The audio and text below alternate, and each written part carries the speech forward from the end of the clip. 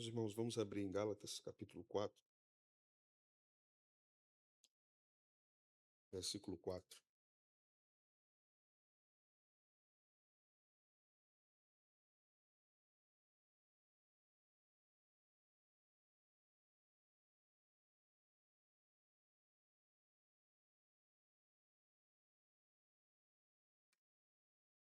Semana passada nós começamos os nossos estudos sobre a reforma, fazendo um estudo sobre como devemos estudar a história do ponto de vista cristão, do ponto de vista teológico. A história precisa ser lida por meio das lentes da providência. Falamos, acho que os irmãos se recordam, os que estavam, falamos de termos cuidado com o que chamamos em história de presentismo, que é lermos a história com a lente da nossa cultura. Então, julgarmos a história pelos valores que nós temos hoje, pelos costumes que nós temos hoje. É claro que o que aconteceu é sempre digno de críticas, mas nós devemos fazer a crítica de modo justo, entendendo como as pessoas pensavam naquele tempo, como a mentalidade se desenvolvia naquele período. Esse, inclusive, é um setor do estudo da ciência histórica, né? O estudo das mentalidades. Então, entendendo isso, nós vamos ter melhor aproveitamento no nosso estudo da Reforma Protestante. Também não julgo ser correto e honesto estudarmos a Reforma Protestante sem estudarmos o contexto da Reforma. Carter Lindbergh é um grande historiador da Reforma e ele pontuou em todas as suas obras escritas sobre o tema que a Reforma não era apenas um movimento religioso, embora o ponto focal fosse a reforma da igreja, mas várias coisas aconteceram neste entorno da volta às Escrituras. E mesmo antes disso acontecer, de toda aquela revolução eclesiástica acontecer com Lutero, com Zwinglio, Calvino e os demais reformadores, houve um pano de fundo histórico importante que conduziu a igreja, que conduziu Lutero, conduziu os outros reformadores à reforma. Quando estudamos esse pano de fundo, e aqui é o nosso ponto hoje, vamos começar a estudar sobre a Idade Média, nós vamos perceber que as ações de Lutero não eram inéditas. O que Lutero fez e deu certo, vamos dizer assim, outras tentativas já tinham sido feitas. Então, por exemplo, quando nós observamos, eu já falei isso para a igreja algumas vezes, a importância que a reforma deu à educação, à alfabetização de cristãos, a reforma abriu escolas, Calvino e Lutero abriram escolas para meninas, que não existia. Então, houve uma revolução educacional, uma revolução linguística. A tradução de Lutero para o alemão, a tradução da Bíblia, revolucionou a gramática alemã até hoje. Isso não é novo. Nós vamos ver hoje, por exemplo, que no renascentismo carolíngio, no Império de Carlos Magno, houve um personagem importante que o auxiliou, chamado Alcuino. E vamos ver que o esforço de Alcuino em relação à educação no Império Romano, para educar os sacerdotes, para educar o povo, para que o povo tivesse uma formação melhor, é algo que dá base para o que vai acontecer na reforma, não só no trabalho de Calvino, de Lutero e dos demais, mas os próprios reformadores são o resultado deste esforço de Alcuino no Império de Carlos Magno.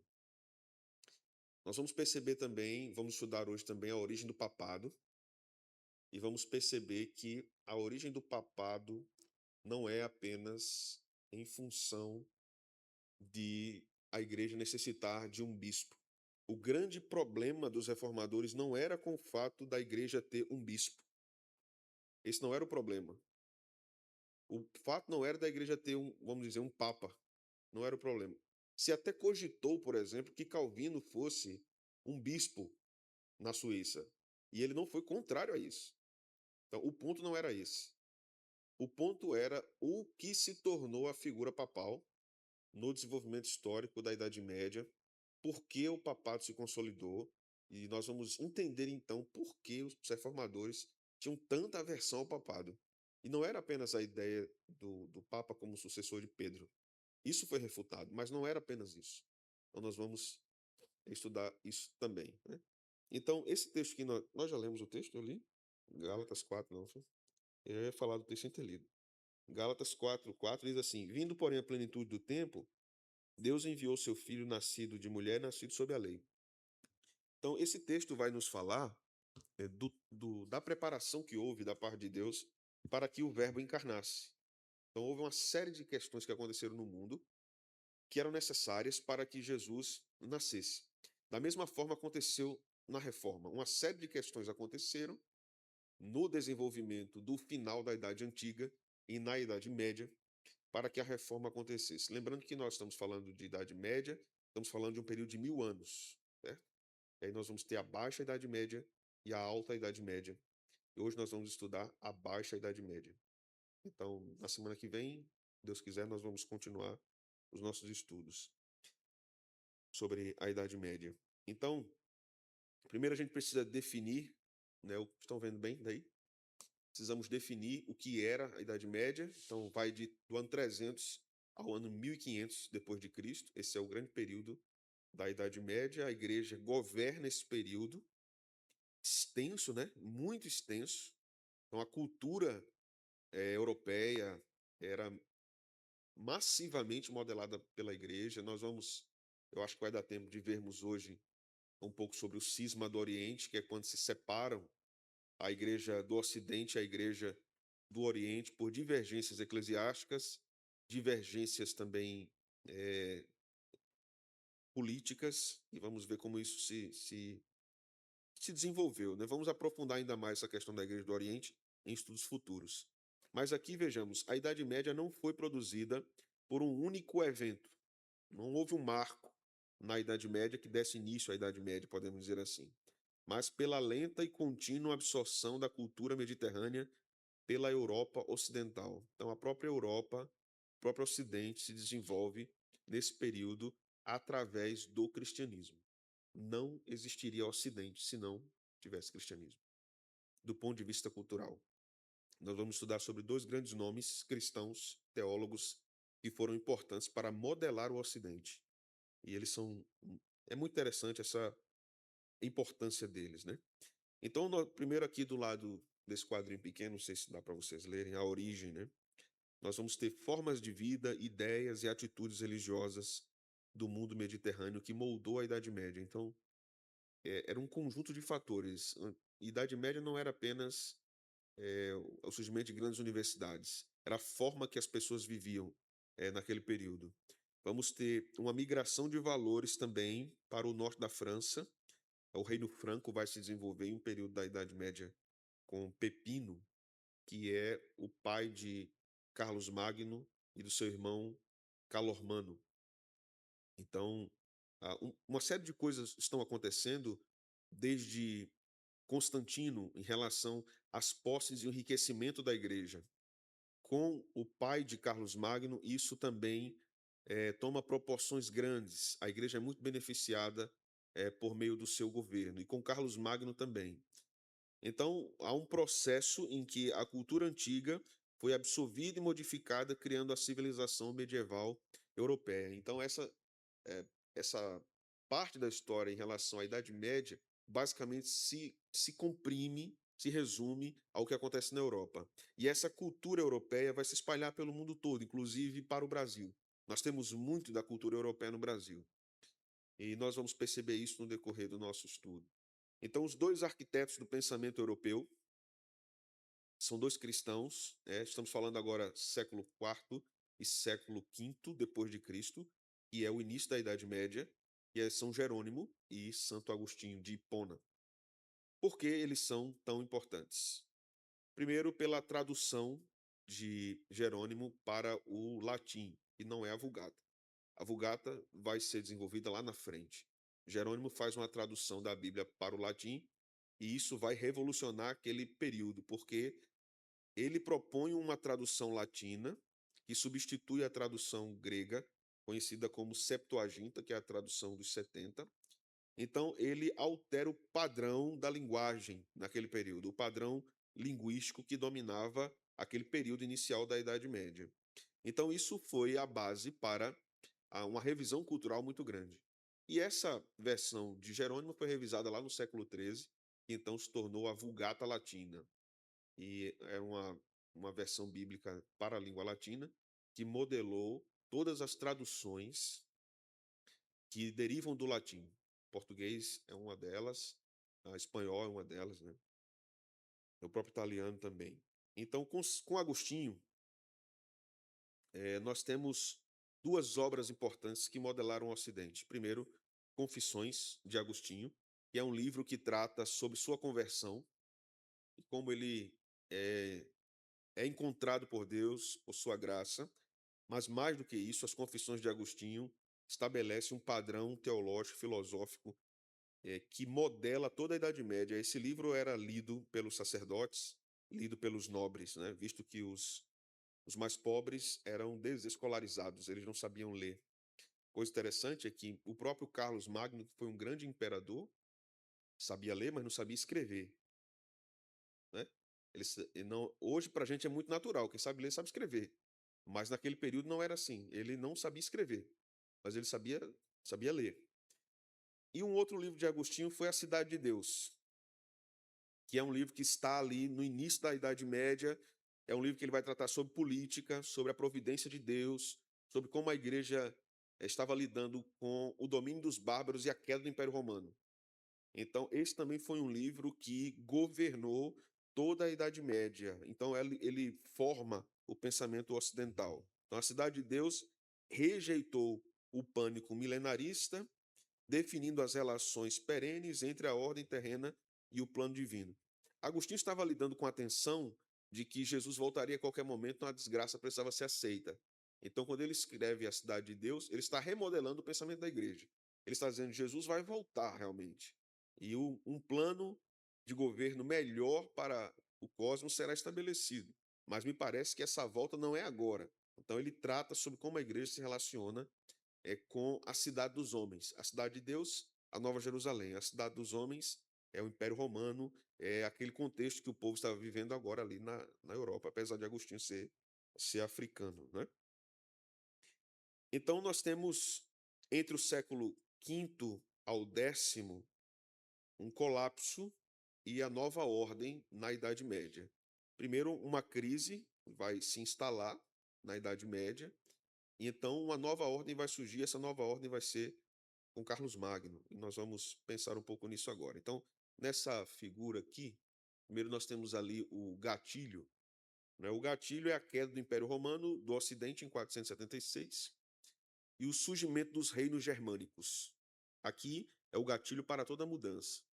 Nós vamos ter, então, a crise, que são as invasões bárbaras, que causaram uma insegurança crescente e crônica naquelas regiões, um declínio acelerado das cidades e a redução do comércio de longa distância. Veja, estamos tratando aqui de questões militares, governamentais, de invasões bárbaras, e começou a afetar a forma que o povo vivia, não só a igreja, mas o povo vivia. As cidades começaram a ser abandonadas e as trajetórias comerciais para transações comerciais começaram a ser interrompidas. Então isso gerou fome, isso gerou doença, isso gerou uma série de problemas econômicos. A Idade Média estava cercada de problemas econômicos, assim como o período da Reforma estava cercado por problemas econômicos, problemas educacionais, problemas de saúde. Os reformadores estavam nesse meio de crises diversas ao redor da vida da igreja. E eles pensaram sobre tudo isso e eles deram respostas a tudo isso. Mas a resposta aqui, para essa crise, foi a volta do povo das cidades para a área rural. Então as pessoas começaram a abandonar a vida urbana e começaram a retomar a vida rural. O que isso causou? Uma população que foge da cidade e se concentra no campo. Mas o que é que acontece agora? Um sistema senhorial, que é aqui uma prévia do que seria o sistema feudal. visto que as pessoas estavam retornando ao campo por causa das dificuldades, mas elas também não tinham recursos. O que era que acontecia? A terra torna-se o único fator real de riqueza. Então, relações pessoais de fidelidade e proteção militar substituem a administração pública romana. Então, você negociava pessoas que iriam trabalhar na sua terra, elas viviam disso e elas ajudavam você a cultivar a sua terra. Isso vai ser o início ali do feudalismo, que a igreja também esteve envolvida com tudo isso, inclusive no acúmulo de riqueza, né? E aí chegamos agora na igreja. Vimos esse fator social, cultural, econômico. Chegamos na igreja. Então veja, nós temos uma crise política e a igreja tem um sistema de governo, um sistema de pensamento e uma autoridade consideravelmente importante no período, porque o mundo era religioso nesse período, né? O mundo estava cristianizado nesse período. Então, no vácuo das instituições civis e imperiais que não davam suporte às necessidades da população, a igreja tornou-se a única organização verdadeiramente universal. O que é que ela faz então? Ela assume o peso da sociedade civil. Ela assume questões econômicas, ela assume questões políticas, ela assume questões governamentais. Nós vamos ver mais à frente que Gregório I, Papa Gregório I, foi impelido pelos cidadãos de Roma de assumir o governo civil de Roma. Então, o povo queria que os líderes espirituais assumissem também o poder civil. O movimento em relação ao papado não foi apenas uma loucura da igreja que impôs o poder religioso sobre o povo. Haviam duas coisas acontecendo. Havia uma necessidade governamental que somente a igreja, naquela circunstância, poderia dar, porque não haviam governantes civis satisfatórios. E o povo queria ordem. E quem poderia gerar ordem? A igreja.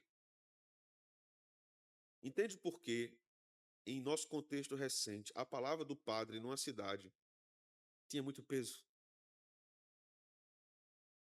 Entende por que, inclusive, na nossa história, da nossa igreja, né? A palavra do padre contra os evangélicos tinha muito peso? Porque isso é de uma herança, vem de uma herança histórica.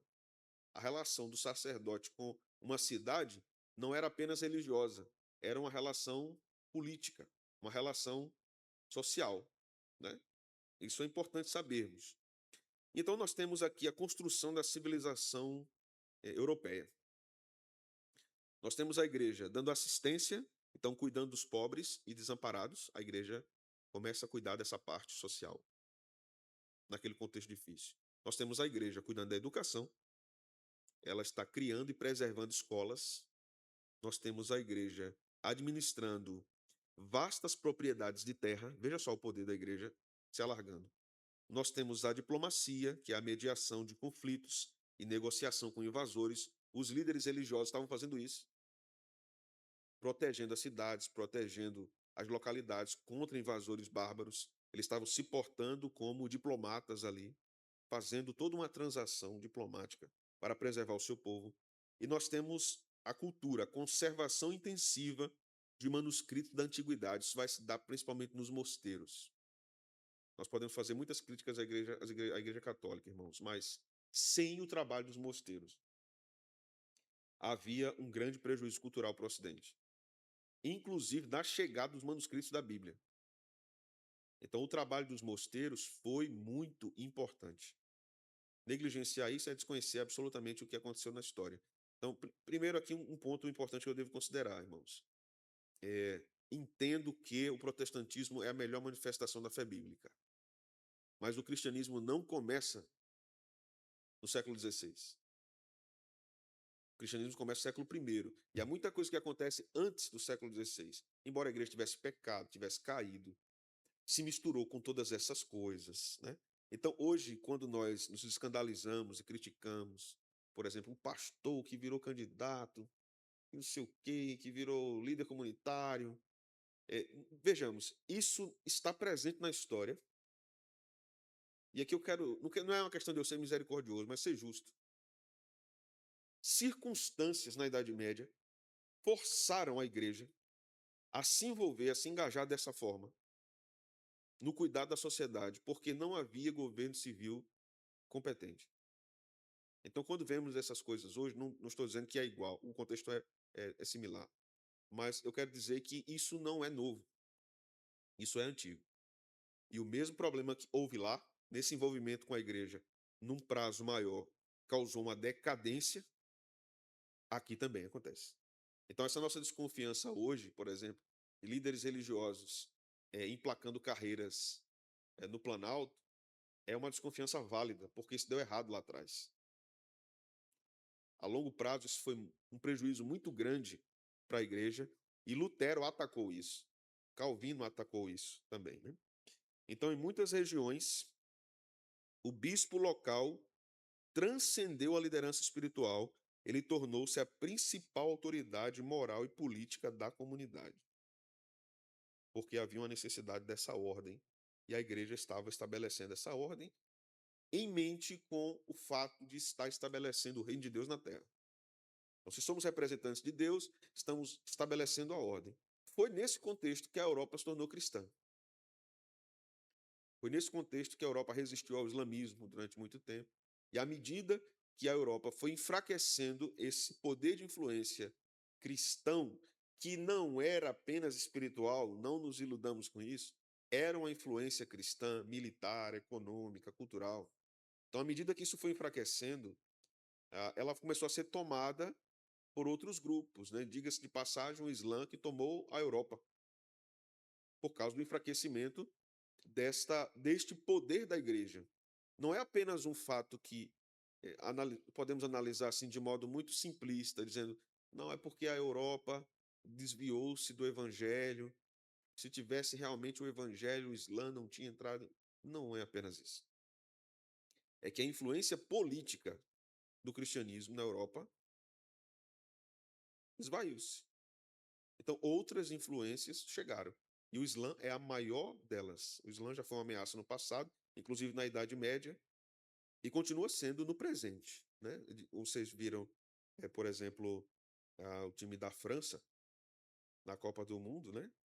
Com muitos descendentes de árabes, negros. Então, o fator da multiplicidade de raças, o Japão, né? O goleiro do Japão, lembra? Como é que pode um goleiro do Japão ser um negro, né? Como é que pode? É por causa da mistura de raças. Então, isso aconteceu na Europa e em vários países da Europa, né? Hum,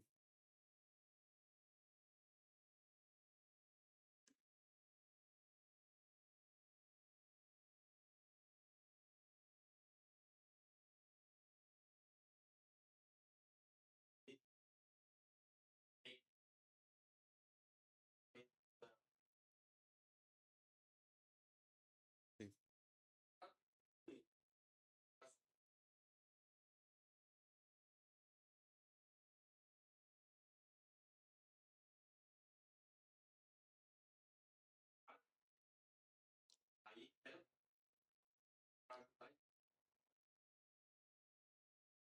Hum,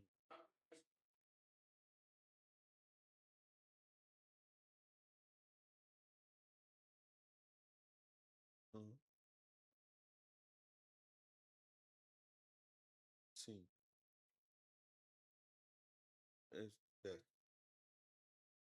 seja, veja, primeiro do ponto de vista lá da Idade Média, essa questão da aclamação dos líderes religiosos como líderes civis, isso não, na minha fala pode ter aparentado ter sido tranquilo em relação à unidade da igreja, mas não era bem assim, né? Primeiro que houve uma disputa de quem seria realmente o líder máximo da igreja. Roma sempre teve um destaque, porque Roma foi a capital do Império Romano. Então tinha uma ligação do povo cristão em Roma com a ideia de o bispo de Roma, na capital que foi do Império, e que ali, na cabeça, na tradição católica, se passaram dois grandes nomes do cristianismo, como Pedro e Paulo, o bispo de Roma substituiria Pedro e Paulo e substituiria o imperador romano. Então, isso não foi tranquilo para todos os setores da igreja. Inclusive, quando os católicos romanos, por exemplo, nos acusam de dissensores e divisores, eles esquecem de mencionar que houve uma divisão do Oriente com o Ocidente. Então, essa divisão que acontece com Lutero não é a primeira. Nem tentativa de reforma é a primeira. Então, o que vai acontecer na reforma, na verdade, nós vamos ver quando estudamos a Idade Média, e já estava acontecendo na Idade Média. Então, quando nós olhamos para o nosso contexto hoje, as minhas explicações para isso são algumas. A primeira delas é que o movimento evangélico brasileiro não é um movimento reformado. Então, o movimento evangélico brasileiro é um movimento que herda muito do pietismo, que o reino de Deus é a igreja, e que agora essa ideia do reino de Deus, que é a igreja, precisa dominar a sociedade, porque senão seremos dominados. Essa nunca foi uma preocupação da igreja primitiva, por exemplo. E também, em grande parte da pós-reforma, não era preocupação de muitos, né? Houve sempre essa preocupação da igreja em todas as épocas de como é que a gente vai conviver com o poder estatal. Né? Eu falei sobre isso domingo, né? Domingo à noite. Eu estava brabo, né? O pessoal da mídia reclamou comigo. Você estava gritando demais, pastor, naquele sermão. Então, hoje, como é que nós lidamos com isso? Primeiro que é complexo. Porque quando dizemos, vamos eleger um evangélico, certo? Que evangélico? Porque existem muitos que estão subindo ao poder com interesse claro, ele já entra com esse discurso de beneficiar a sua denominação. Ou alguém entra dizendo que vai lutar contra o aborto, vai lutar contra a pauta A, a pauta B, a pauta C. Mas, via de regra, os evangélicos na política não têm uma mentalidade política. Eles têm uma mentalidade moral, eles reduzem a política à moral. Isso não é política. Então, se os evangélicos estão entrando na política para tentar barrar o avanço de discursos que conflitam com a moral cristã. Apenas isso. Mas não há uma verdadeira articulação política na mentalidade evangélica em termos de prática política, né? Sim, sim, sim. Depende. Então, de modo geral, eu não quero dizer com isso, com o que eu disse, que eu sou contra essas pautas. Eu quero dizer que não há uma mentalidade reformada sobre política. Um autor que escreveu, se não me engano, no século XVI, não me falha a memória, Johannes Althusius. Ele era um reformado, um cientista político. Então, ele escreveu uma obra que está em português, acho que é BV Books, publicou, chamada Política. Ele já falava disso naquela época. Então, nós não temos apesar de toda a influência reformada que o Brasil teve, mas o protestantismo brasileiro, ele não é edificado sobre a fé reformada. Então, a perspectiva de como lidamos com a política é algo propriamente brasileiro para as necessidades brasileiras, né? Então, nós temos o problema do marxismo, nós temos o problema das ideologias que perseguem a igreja, nós temos as tentativas de intervenção estatal na própria vida da igreja, em todos os termos, né? É o que Lara falou. Então, essa bancada evangélica, ela é muito representativa nesse sentido, de barrar essas questões. Mas, do ponto de vista de articularmos uma política positiva para avanço econômico, educacional, etc., etc., nós não temos. Nós temos uma política, reconheço que sim, necessária para impedir o avanço do mal. Então, nossa política é defensiva. Então, a gente só está lutando para não piorar a coisa. Assim, né? Mas a gente não tem aquela política que os reformadores propuseram para o avanço cultural, que Carlos Magno também propôs, né? E eu acho que nunca vamos ter no Brasil. Não é pessimismo, é a realidade brasileira mesmo, né? E é muito complexa. Aquele negocinho apareceu aqui, Jéssica. Apertou o quê? Apertei o quê?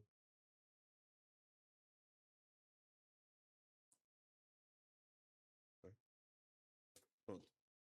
Então, mais uma vez, voltando aos monastérios, né?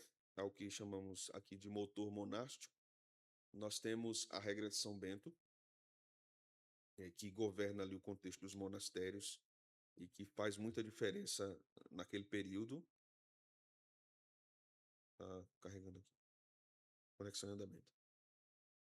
São Bento foi alguém importante para esse período monástico e que estabeleceu regras, dentre elas esta fala latina, né, que é muito conhecida no Brasil, orar e trabalhar, né?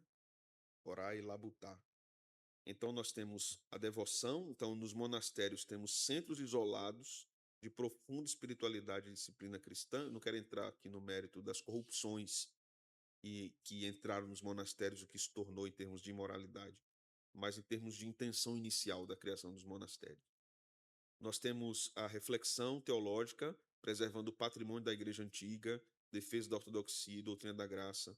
Nós temos evangelização ativa dos povos germânicos. Nós temos o trabalho silencioso e braçal de cópia que garantiu a sobrevivência da literatura clássica e cristã na Europa. Então, os monges não trabalhavam apenas preservando os escritos sagrados da Bíblia.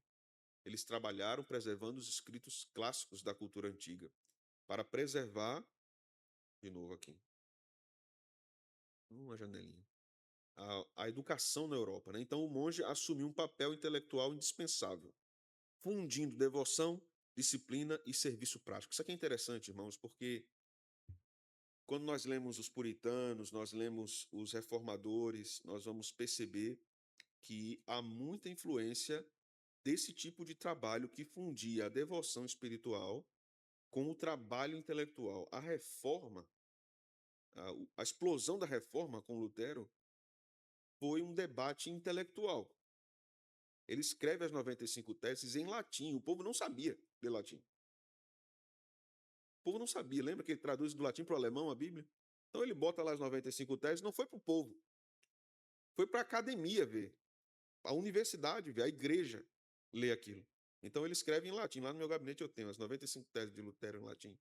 Então a reforma segue essa linha de que ministros devem ser altamente preparados intelectualmente para lutar pelo bem do povo em termos espirituais, em termos culturais, em termos educacionais. A igreja vem numa linha histórica anterior à reforma que está pensando nesses quesitos. Então, essa luta que nós temos hoje contra a pobreza, contra o analfabetismo, contra a limitação do povo em viver melhor, era uma luta que existia desde a Idade Média, desde a época da reforma. Todos estavam preocupados com isso, os reformadores também estavam, né? Então, chegamos aqui ao poder papal. O papado foi um processo gradual de preenchimento institucional acelerado pela ausência total de um governo civil forte no Ocidente, entre 400, o ano 400, até 768. Veja quanto tempo. Esse período promoveu um peso muito grande no governo civil por parte do papado, né? Então, nós temos o declínio do governo civil nessa figura e a ascensão do papado. Então, o que é que nós temos em relação ao papado? Prestígio geográfico, a importância política e histórica da capital do império, aquilo que eu falei, Roma. Fundação apostólica, a forte associação com o ministério e martírio de Pedro e de Paulo. Necessidade prática, então, durante secas, fome, pestes, invasões em Roma, nos séculos do V ao VIII, a população compeliu bispos a assumirem o governo da cidade por pura necessidade de sobrevivência. Então, veja, essas necessidades existiam, o povo clamava e os líderes atendiam. Essa assistência a longo prazo se tornou um acúmulo de poder e um cativeiro cultural por parte da população carente. Os papas começaram a criar exércitos para proteger a terra. Então, existia toda uma estrutura militar que os papas comandavam. Quando isso rompe, então há uma série de crises que vão acontecer, posteriormente também a reforma. Nós temos, então, a construção do papado primeiro com Leão I, o Leão Magno, que está no poder de 440 a 461. Ele era um grande teólogo, era um diplomata, era um grande líder, mas o papado começa a se fundamentar verdadeiramente com Gregório Magno, Gregório I, em 590 a 604, né? Então, ele reorganiza o patrimônio e a liderança da igreja. Ele era um grande gestor. Ele expande isso, então ele promove grandes missões anglo-saxãs, e ele rejeita o título de bispo universal. Veja que coisa interessante. Mas ele era um grande governante, então ele aceita atuar como governador civil de Roma em um momento de calamidade política a pedido do povo. Então, ele diz: eu não sou um bispo universal, mas eu vou atender o povo e vou governar Roma para o bem do povo por causa das calamidades. Isso vai se desenvolver, né, a longo prazo, com o poder temporal do papado. E muitos conflitos aconteceram aqui entre reis e o papa.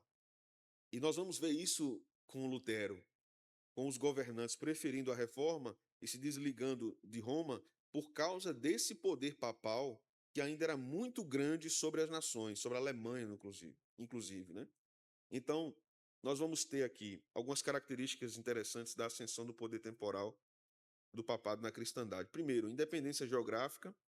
Durante a Baixa Idade Média, que vai do século V, basicamente ao século IV, V, até o século X, né? Então vamos ter, nesse período, Roma se tornando praticamente um território independente sob a soberania dos papas. Isso contribui muito para o avanço do papado. Nós vamos ter terras e rendas, como nós vimos, doações de vários territórios na Itália por Pipino, que era o pai do Carlos Magno, né, que era rei dos francos. Então, os papas passaram a recolher impostos e manter exércitos próprios. Isso explica também porque em muitas cidades, na verdade, assim, eu falo a título de Nordeste. Você vai no centro do Recife, por exemplo, você vai ter conhecimento de várias propriedades da Igreja Católica no centro do Recife. Várias lojas ali pertencem à Igreja Católica. Aqui também, né? Então, em várias cidades, a igreja sempre teve esse poder majoritário no sentido de posses. Sentido de posses, né? Raramente você vê uma igreja evangélica com tantas posses assim numa cidade do que a igreja católica. Então, isso também é histórico. Isso veio acontecendo desde a Idade Média, né? Vamos ter uma legitimação mútua, a autoridade espiritual da igreja validava os novos governantes germânicos, em troca, eles garantiam proteção militar para expandir a fé. E aqui nós temos o nascimento da ideia do medievo, da sociedade medieval. Sociedade, política, religião não são esferas separadas. A Idade Média pensava assim: não são esferas separadas, mas uma ordem única integrada sob a soberania de Deus. Então não existia secularidade na Idade Média. Tudo estava integrado. Você tem que ser cristão. Não tem alternativa. Porque os países europeus são cristãos. Então, embora tivesse um ateu ou outro, a gente lê na história que eles muitas vezes foram perseguidos e mortos pela igreja. Porque a igreja governava civilmente. Não crer em Deus se tornou um crime. A reforma veio dar liberdade, inclusive para os que não creem. Então, a reforma trabalhou com a pluralidade de crenças, inclusive, né? Há teóricos que fazem críticas severas a isso, mas eu acredito que a ação dos reformadores foi acertada. Então chegamos ao Renascimento Carolíngio, o reinado de Carlos Magno, que promoveu a estabilidade política e a unidade religiosa, dependendo de um clero instruído e administradores capazes. Isso aqui é um avanço. Isso aqui foi um avanço muito grande, porque, veja, aqui nós temos o problema e a solução de Carlos Magno. Qual era o problema? Precariedade do ensino, sacerdotes sem formação para interpretar as escrituras, erros nos manuscritos, comprometendo a unidade litúrgica. Então, o que é que Carlos Magno faz? Principalmente através de Alcuino. O Estado patrocina uma revolução intelectual, a educação deixa de ser um privilégio e torna-se a ferramenta de preservação da fé cristã e da ordem pública. E isso está em harmonia com a igreja. Alcuino era um sacerdote. Alcuino de York, né? Então ele desenvolve um sistema. Nós temos aqui a base e temos o meio do seu sistema. E temos o topo, né? Então na base, Alcuino desenvolve as ferramentas de leitura, a criação de uma nova fonte escrita, clara, regular, separada, e revolucionou a velocidade e a cópia dos manuscritos no Ocidente. Então, nós precisamos ter um tipo de fonte, um tipo de letra, para que facilite a leitura do povo. Quando você vai ler o grego, por exemplo, as letras são tudo muito juntas, né? Essa cultura do espaço que nós temos, do espaçamento, não existia no grego. E Alcuino pensa nisso. Temos que dar ferramentas para melhor clareza, inclusive, da compreensão daqueles que aprendem a ler. Segundo, o meio, o currículo. A padronização das artes liberais na escola palatina, o trivium, que era a gramática, retórica e dialética, ou lógica, e o quadrivium, aritmética, geometria, música e astronomia. Por que isso aqui é revolucionário? Trivium significa 3 vias, em latim, ou 3 caminhos, ou 3 rios. Quadrivium, 4 vias, ou 4 caminhos, ou 4 rios. O trivium e o quadrivium juntos conhecemos como as 7 artes liberais. Então, quando se pensava em gramática, não se pensava apenas em gramática em termos de análise morfológica, sintática, etc. A ideia era que toda ciência tem gramática. Então, se nós estamos falando de língua, tem gramática. Se nós estamos falando de odontologia, tem gramática. Se nós estamos falando de sistema de informação, tem gramática própria. Se estamos falando de direito, tem gramática própria. Então, quando o aluno era instruído em gramática básica, ele era instruído também para desenvolver qualquer área de entendimento gramatical que ele viesse a estudar. A educação com base nas artes liberais era para que o aluno pudesse estudar qualquer área que ele quisesse depois daquilo, qualquer um.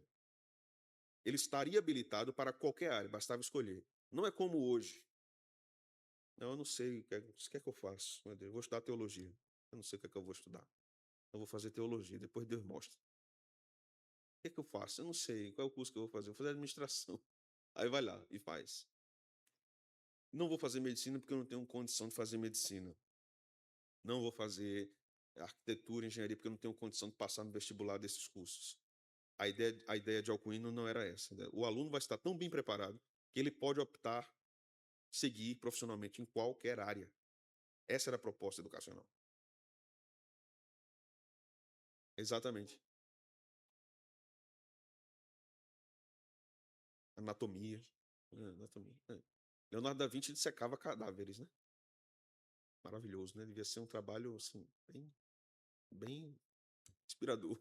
Ver o cadáver dos outros, abrir o cadáver dos outros, né? Então, quando falamos dessa ordem, gramática, lógica e retórica, o aluno deveria identificar um texto, aprendê-lo. Deveria aprender a pensar sobre ele. Deveria aprender a falar sobre ele, retórica. Né? Então, ele deve dominar a arte de compreender bem um texto, de pensar bem sobre o texto, desenvolver argumentos sobre ele e de comunicar esse texto. Então, veja que nós estamos falando aqui das ciências da linguagem, gramática, lógica, retórica. E aí, nós estamos falando agora de outra coisa. Estamos falando do quadrivium, aritmética, geometria, música e astronomia. Quando se falava de música, não era música, que nós entendemos hoje, apenas. Estava falando aqui de toda e qualquer arte. O livro de Aristóteles sobre a poética é exatamente um livro sobre esse eixo da educação clássica, que é música. Então, isso entrava aqui, artes cênicas, a própria música, a poesia, a literatura, os vários clássicos que foram escritos no mundo antigo. Então, música era muito mais do que entendemos hoje como música. Então, estamos falando também das ciências matemáticas aqui, estamos falando... A ideia da astronomia aqui é a ideia do estudo do espaço. Então, quando nós pensamos nas artes liberais, como era ensinado na Idade Média, percebamos que estamos fazendo uma curva ascendente. Então, a ideia é que, estudando a partir da linguagem, terminando em astronomia, acima disso está Deus e a ciência máxima, que é a teologia. Então, estudamos as coisas aqui, de como nos comunicarmos, de entendermos melhor, vamos estudando sobre questões matemáticas, espaciais, até chegarmos em questões teológicas. Então, Calvino, Lutero, Zwingli tiveram formação em artes liberais. Eles passaram por esse processo antes de irem para a formação superior. Então, não admira quem eles foram em termos de intérpretes das escrituras, de pregadores, porque eles passaram por esse processo. Então, Lutero foi um grande pregador, Zwinglio também. Zwinglio foi o primeiro, inclusive antes de Calvino, a expor livros inteiros da Bíblia, versículo por versículo. Ele fez uma exposição magistral em Mateus, em Zurique. Ele era músico, né? Lutero também, né? Calvino era enxerido, mas contratou um grande músico genebrino para musicar os salmos, né? Mas Calvino tinha essa formação clássica, né? Ele não era como Lutero em termos de música e nem como Zwinglio, mas ele tinha uma formação clássica.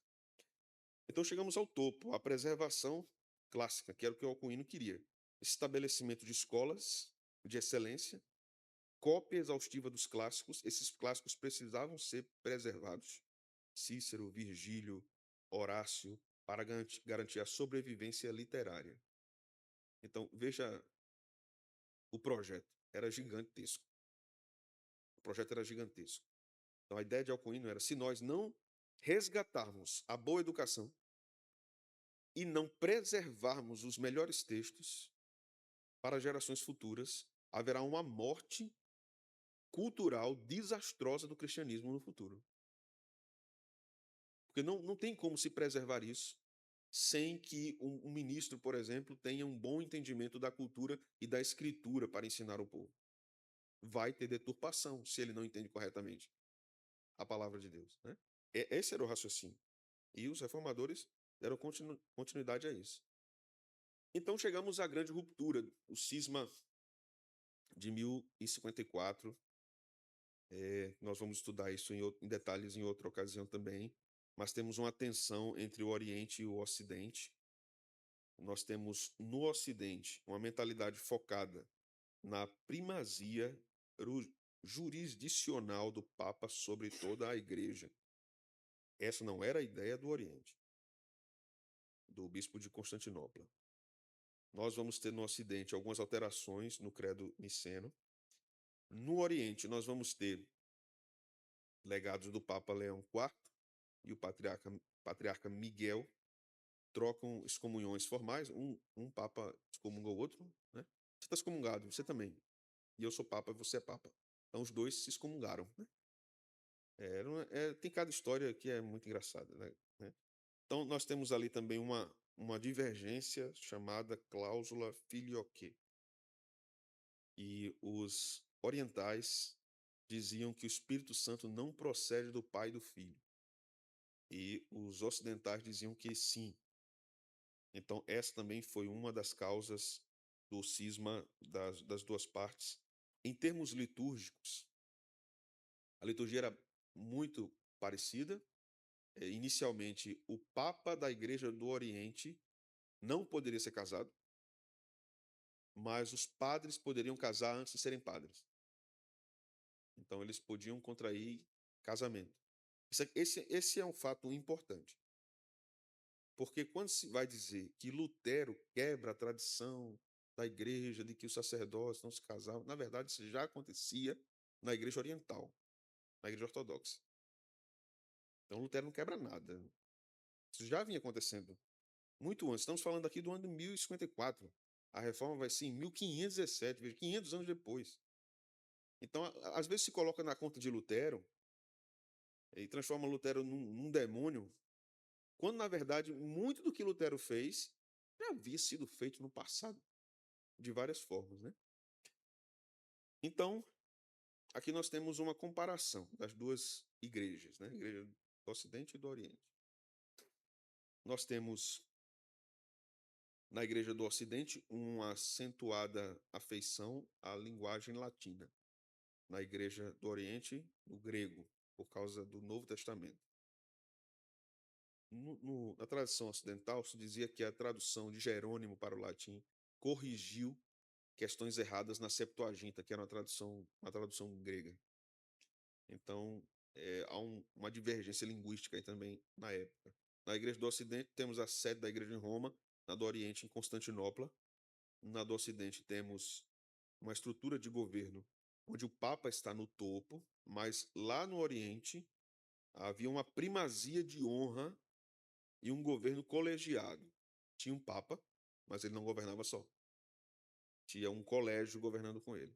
Com o tempo, a Igreja Romana vai mudando também o seu sistema, com os cardeais ali fazendo pressão no Papa de alguma forma, direta e indiretamente. Então, vamos ter no Oriente aquilo que eu falei da cláusula filioque, que era uma demanda doutrinária, né? A Igreja do Oriente se apegou a várias coisas muito pequenas para brigar. Assim, isso implodiu a própria Igreja do Oriente. A gente vai ver isso mais à frente. Então, temos no Ocidente igrejas católicas, Igreja Católica Romana, e no Oriente igrejas ortodoxas. Vocês têm alguma pergunta até aqui? Passam para o beber água.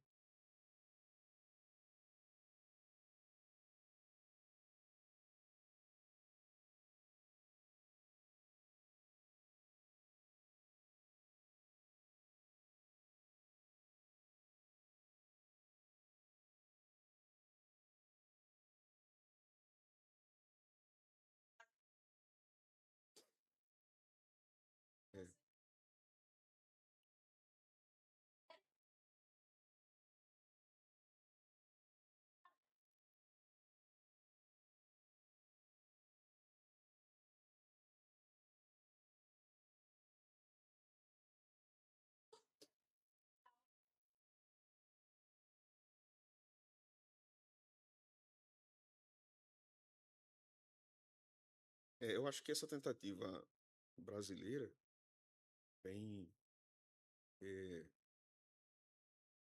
bem sócio-construtivista, ela é assim sempre uma tentativa de emplacar o desprendimento do Brasil com a cultura ocidental europeia majoritariamente cristianizada. Então esse foco no regionalismo, eu não sou contra, mas eu acho que há cursos específicos para isso. Mas a tendência é universalizar isso na universidade, né? Você vai estudar filosofia, você tem que estudar a filosofia do, do sertanejo. Assim, filosofia do sertanejo. Na sabedoria sertaneja tem filosofia, tem que estudar a filosofia do sertanejo. Pronto. Essas coisas. Porque quando você fala de geometria, você está falando de uma coisa assim, milenar. Você fala de filosofia, você está falando de uma ciência milenar. Aí você vai reduzir isso, né? Na universidade eu ouvia muito isso, no curso de filosofia. E ser especialista é você se aprimorar na centésima pata da centopeia. O resto não precisa saber da centésima pata. E nessa época não. Então, se alguém ia estudar direito, antes ele estudava artes liberais. Então, ele tinha que ter um conhecimento universal para depois ele afunilar. Hoje não. Inclusive os cursos técnicos, tecnológicos, eles ainda são uma especificação ainda muito maior do que já temos no curso superior. Então o que é que acontece? Essa pegada, ela causa tantos prejuízos que quando você vai, por exemplo, eu fui para o curso de jornalismo, aí tivemos várias disciplinas de língua portuguesa. Agora, coisa básica, porque quem chegava no curso de jornalismo não sabia português. Como é que vai fazer jornalismo sem saber português? Não devia nem ter entrado. Você vai para um curso de linguagem sem saber o básico da linguagem, o que é que nivela? Né? O que é que tem nivelado hoje? Então, você tem mais facilidade de entrar num curso pela cor da sua pele, ou pelo que você acredita que é a cor da sua pele. Então, se vai afunilando e elencando coisas tão pequenas que a gente perde essa tradição maior cristã. E eu acho que isso é bem proposital, assim, né? Para que o Ocidente vá se dispersando e se secularizando cada vez mais. E tem funcionado. Porque o poder político molda o poder educacional forma mentalidades para aderir ou à cartilha do poder político. Então, é um projeto de retroalimentação. Então, você já vai educando a criança, ela pensar dessa forma, ela ter essa mentalidade, ela vai para a universidade, a mentalidade piora, ela vai para o mercado de trabalho, piora também, e isso vai se retroalimentando, né? E vira normal. No Brasil. Ontem eu estava vendo uma entrevista na verdade foi um debate é um vereador de Recife, não sei se ele é deputado ou é vereador, com um outro vereador lá, que ele perguntou a este outro vereador de vertente progressista, radical, se ele subscrevia as ações do Hamas, inclusive estupro de mulheres e aborto, assassinato. Ele subscreve tudo o que o Hamas faz. essa criatura é de Recife, né? Político. Ele vai. O que é que vai acontecer com ele? Nada. Não vai acontecer nada com ele. Escreva. Como é que você fala isso? O outro que estava debatendo surtou na hora, né? Surtou, que perdeu a pose no debate, foi uma desgraça, terrível. Mas o cara realmente perdeu o controle, assim, não acredito que você está falando isso, não. Eles falei, subscrevo. Porque o poder da ideologia progressista, ele caminha lado a lado com o poder da destruição islâmica, porque o projeto é o mesmo, é a destruição do Ocidente cristão. O projeto é o mesmo. Essa ideia do multiculturalismo, que se disfarça, tem muitas faces, né? O multiculturalismo tem muitas faces.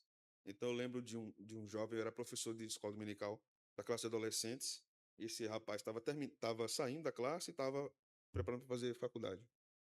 Passou no curso de pedagogia na Universidade Federal de Pernambuco. E entrou no curso, e a gente continuava conversando muito, e ele dizia a mim, essa semana nós tivemos uma aula sobre budismo, no curso de pedagogia.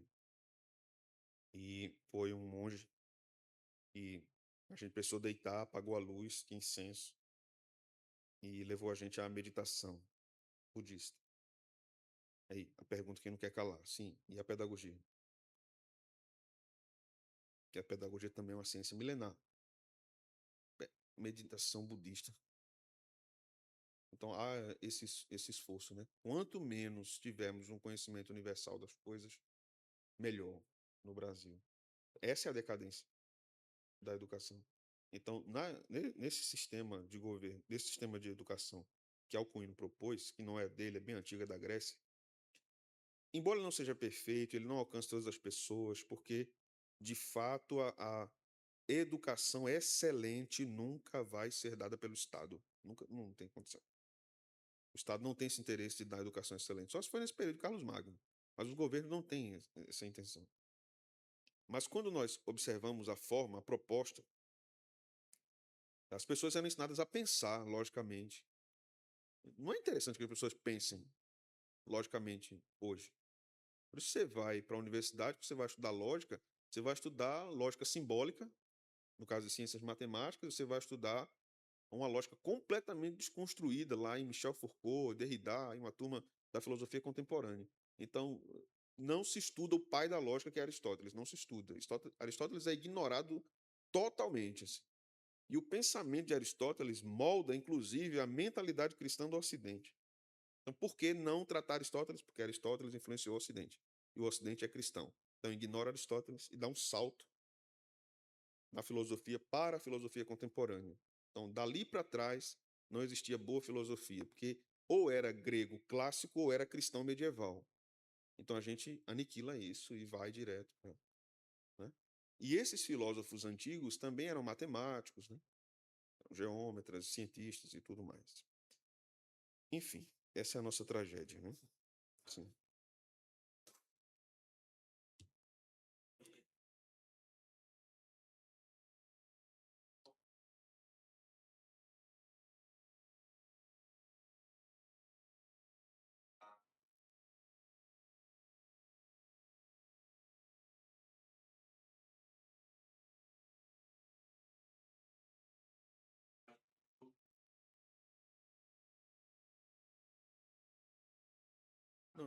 Não necessariamente. Eu acho que a educação clássica, ela fez parte das duas tradições, né?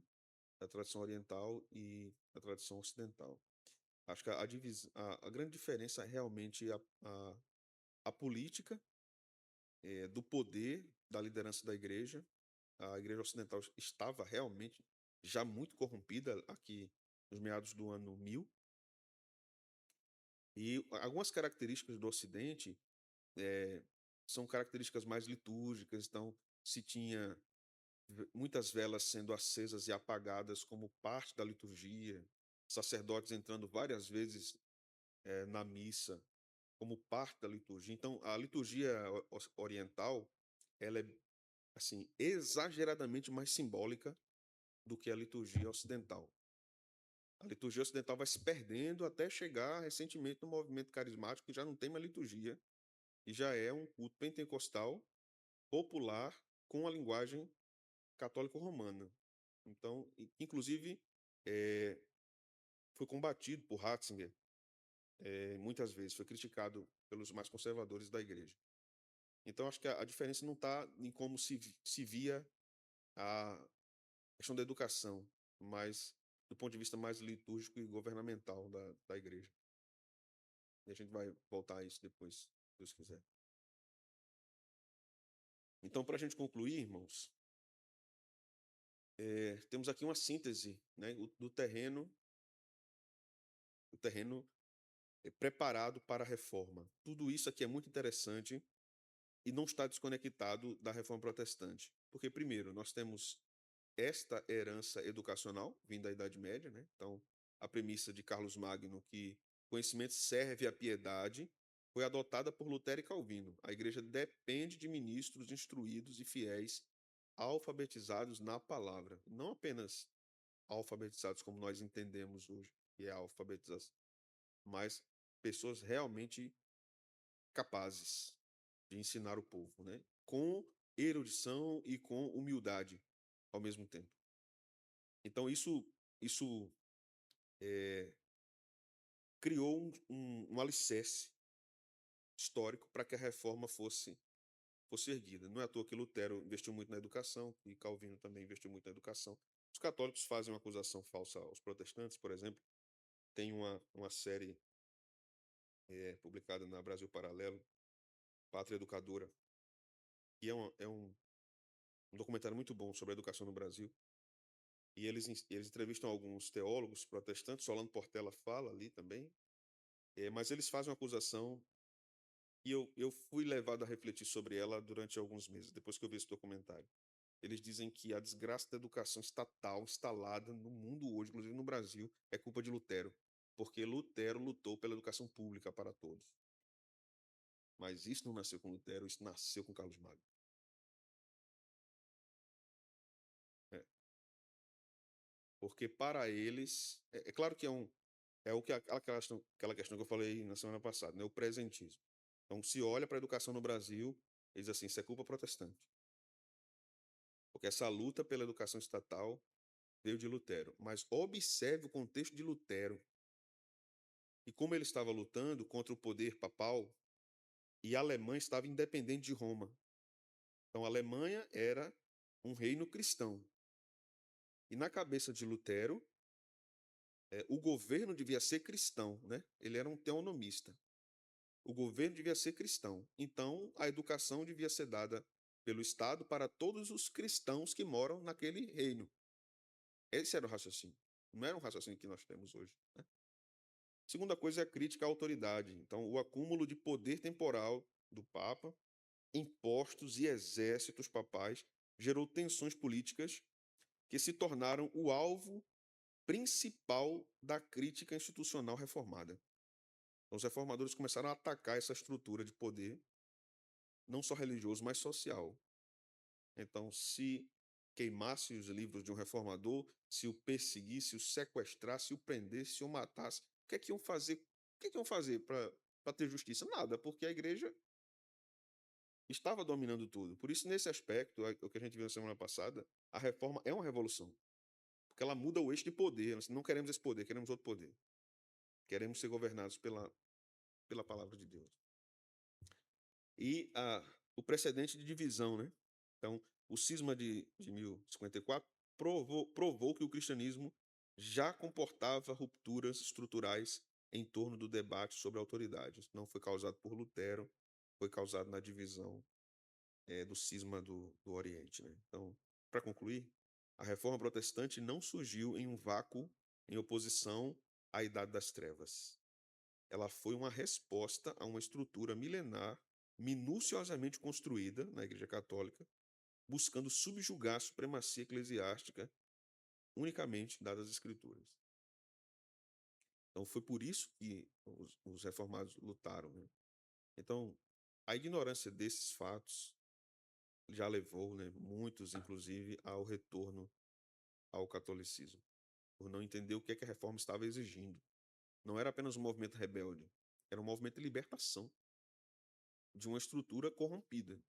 e foi se corrompendo ao longo dos anos, vagarosamente, surgindo necessidades, e necessidades atendidas, mas aquilo que foi para atender uma situação como um poder civil temporal momentâneo, se tornou uma estrutura imperial em Roma. E tinha que se manter esse poder. Aí tinha que vender indulgência, tinha que se corromper, tinha toda aquela falcatrua no meio dos cardeais, e os reformados começaram a atacar tudo isso corajosamente. Então, é fácil vê-los como rebeldes que estavam se levantando contra o poder da igreja. Há quem compara, inclusive, a posição dos protestantes à própria Revolução Francesa. Isso é absurdo. É absurdo, porque o requerimento da Revolução Francesa é uma postura contra qualquer autoridade eclesiástica. Esse não era o requerimento da reforma. Era um levante contra a autoridade eclesiástica que desonrava a Deus, e uma estrutura que desonrava a Deus. Então, reforma e Revolução Francesa não tem sentido, né? Você pode dizer assim, a reforma e a Revolução Francesa são originárias de um período humanista. Aí eu concordo. São consequências de um período. Então, haverão consequências boas, consequências ruins. A Revolução Francesa foi uma consequência ruim. A reforma foi uma consequência boa.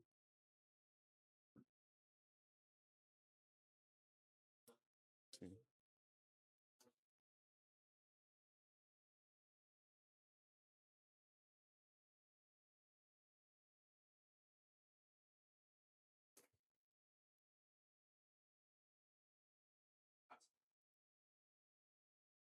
sim,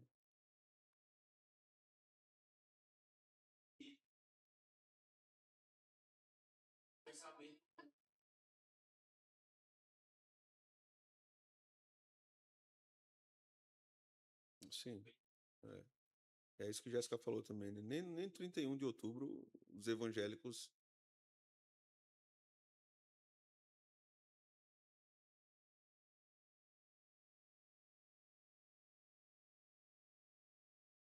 É, interessante, né?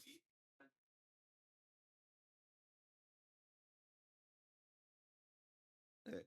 E é uma luta assim, porque eu estou dando um salto aqui da Idade Média para os reformadores. Mas nós vamos ter grupos anteriores que a gente vai estudar, né? Então foi tentativa de muitos séculos, até chegar em Lutero e deu certo. Muita gente, né? Muita gente que sofreu, né? E a Inquisição assassinou muitos protestantes, né? E hoje muitos católicos negam, diz que nunca houve isso. É impressionante. Um dia desse eu vi alguém questionando, dizendo que essa história que os judeus saíram de Recife para fundar Nova York é uma mentira deslavada. Interessante, né, como a população pensa desse jeito, né? E aí alguém comentou lá no vídeo, né? Essa pois aqui em Nova York tem vários relatos da chegada dos judeus vindos de Recife, Pernambuco. Tem registro histórico disso. Aí pronto, matou, né? Então as pessoas, quando não conhecem a história, elas seguem caminhos alternativos, né? Por ignorância, rejeição, e não tem interesse, conhecimento. Nem na escola é ensinar direito sobre a reforma protestante. Nem nas universidades é ensinar sobre a reforma protestante. Então, essa pluralidade que existe de ensino e de perspectivas nas universidades, de modo consequente, é produto da reforma. Porque se estivéssemos numa sociedade medieval, não tinha essa multiplicidade de perspectivas. Quem tinha que ensinar o que estava dentro dos quadros da igreja, senão não ensinava.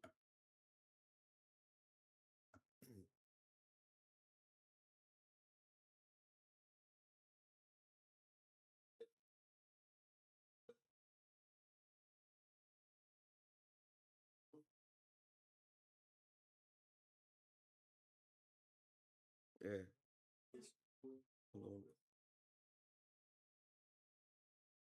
exato. E é triste, né? Mas é, é isso que temos.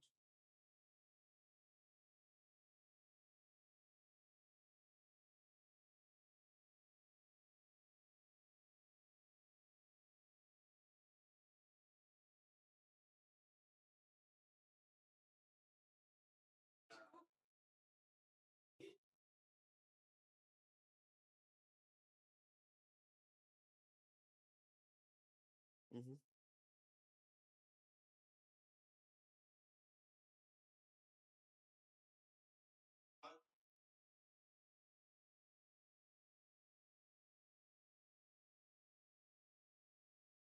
Sim.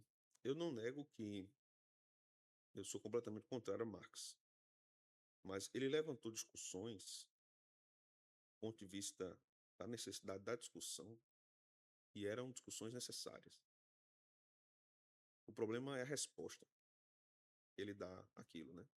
E o materialismo dialético, que é produto de uma mentalidade que também quer extirpar o cristianismo do Ocidente. Ele fala isso em várias obras. Com Engels, a família tradicional tinha que ser extirpada, executada, anulada. É. Defende a guerrilha, né? No tratado, no Manifesto Comunista.